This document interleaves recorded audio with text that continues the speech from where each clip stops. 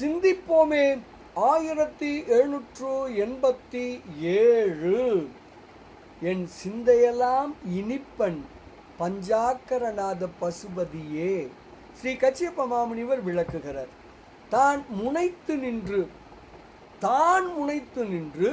தன் முனைப்போடு கண்டால் தோன்றாது தன்னை மறைத்து கொள்வான் அவன்.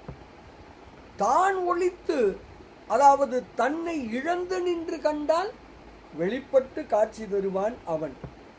பார்க்கடலில் தோன்றிய அமிர்தமும் தெளிந்த தேனும் கூட இவையெல்லாம் இனிப்பு அல்ல கைப்பே என்று எண்ணுமாறு என் சிந்தையெல்லாம் இனிப்பவன் அவன். யாரவன்? பஞ்சாக்கர தேசிகன். எனது குற்றங்களை கூட அறவே நீக்கி ஆட்கொண்டவன். அந்த பஞ்சாக்கர தேசிகன் யார் தெரியுமா? அவனே பசுபதி, அவனே சிவபெருமான். இப்படியாக பேரின்பம் அளிக்க வல்லவன் பஞ்சாக்கர தேசிகனே என்று விளக்குகிறார் ஸ்ரீ கச்சியப்ப மாமுனிவர். பாடலை காணலாமே. உள் நின்று காணின் ஒளிப்பன், உள நின்று காணின் ஒளிப்பன், அங்கே என் உளம் ஒளிப்பின் வெளி நின்று காணப்படுவன்.